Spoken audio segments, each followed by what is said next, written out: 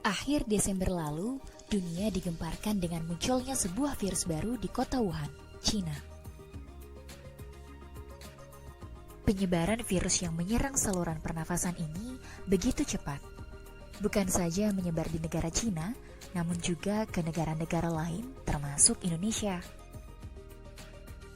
Pada tanggal 2 Maret 2020, Indonesia resmi mengumumkan kasus COVID pertama dan kemudian akhirnya pada tanggal 11 Maret 2020, WHO menetapkan wabah virus ini sebagai pandemi global.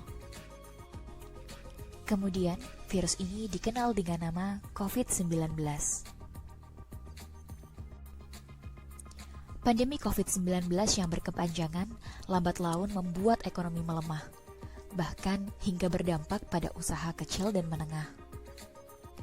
Survei SME Policy Responses oleh OECD yang dilaksanakan di seluruh dunia sejak tanggal 10 Februari sampai dengan 13 Maret 2020 memprediksi lebih dari 50% UMKM tidak akan bertahan dalam beberapa bulan ke depan. Survei menunjukkan bahwa lebih dari 50% responden menghadapi penurunan pendapatan secara tajam. Lebih dari 30% responden tidak akan bertahan jika tidak dapat dukungan dalam 1 bulan ke depan. Dan 50% responden lainnya tidak akan bertahan dalam 3 bulan ke depan. Hal tersebut berdampak pada penurunan penjualan, pengurangan tenaga kerja, dan berkurangnya cadangan kas. Presiden melalui Peraturan Pemerintah Nomor 23 Tahun 2020 mengeluarkan Program Pemulihan Ekonomi Nasional dalam rangka mendukung kebijakan keuangan negara untuk penanganan dampak pandemi COVID-19. Salah satunya menyasar pada bantuan UMKM. Nah, mengapa UMKM perlu diberikan bantuan di tengah pandemi COVID-19? Saat ini, postur pelaku usaha di Indonesia menunjukkan sebesar 99% populasi usaha adalah merupakan UMKM loh. Pelaku usaha UMKM menyumbangkan setidaknya 60% PDB nasional dan berkontribusi atas 14% ekspor nasional. Sayangnya, pandemi COVID-19 turut berdampak signifikan bagi pelaku UMKM di Indonesia. Pada pandemi ini, pelaku UMKM dihadapkan dengan kondisi yang sangat menyulitkan. Menyulitkan terjadinya aktivitas usaha di luar rumah. Pada tanggal 24 Agustus 2020, Presiden Joko Widodo secara resmi meluncurkan program Bantuan Presiden Produktif Usaha Mikro atau BPUM.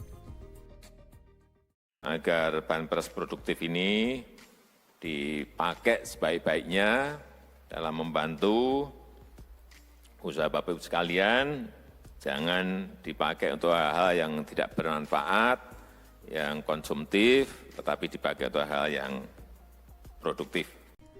Bantuan tersebut diharapkan dapat berfungsi sebagai tambahan modal kerja dengan target secara total 12 juta pelaku usaha mikro dan kecil. Sebanyak sekitar 21 triliun dana dialokasikan untuk BPUM yang disalurkan melalui Kementerian KUKM. Nah, BPUM ditargetkan menjangkau 12 juta UMKM. Waktu penyalurannya adalah sebagai berikut. Total 4,5 juta UMKM diberikan sampai dengan akhir Agustus 2020. Selanjutnya, 9,1 juta UMKM diberikan sampai dengan akhir September 2020. Yang terakhir, dengan total 12 juta UMKM diberikan sampai dengan akhir Desember 2020. BPUM diberikan satu kali dalam bentuk uang sebesar Rp2.400.000. Disalurkan langsung ke rekening penerima BPUM, yaitu pelaku usaha mikro yang memenuhi kriteria persyaratan sebagai berikut. 1. Warga negara Indonesia dibuktikan dengan nomor induk kependudukan atau NIK. 2. Memiliki usaha mikro yang dibuktikan dengan surat usulan calon penerima BPUM dari pengusul BPUM beserta lampirannya yang merupakan satu kesatuan. 3. Bukan merupakan aparatur sipil negara, bukan merupakan anggota Polri, anggota TNI, pegawai BUMN, dan pegawai BUMD. 4. Tidak sedang menerima kredit atau pembiayaan dari perbankan. 5. Memiliki simpanan di bawah 2 juta rupiah per Juni 2020.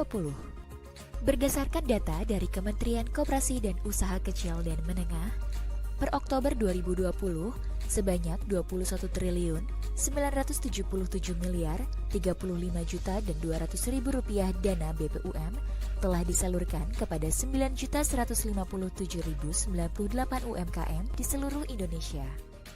Dana tersebut diharapkan dapat meringankan beban pelaku usaha mikro yang terdampak. Kemudian diharapkan dapat mencegah timbulnya risiko sosial akibat tekanan ekonomi. Yang ketiga, diharapkan dapat menjadi stimulus bagi pelaku usaha mikro agar usahanya dapat berjalan kembali dan mampu bertahan di tengah merosotnya perekonomian nasional karena pandemi COVID-19. Pakai masker, jaga jarak dengan penjual, dengan pembeli, sering cuci tangan, hindari kerumunan. Setelah nanti ada vaksinasi, silahkan. Kalau sudah keadaannya normal, kita kembali ke normal.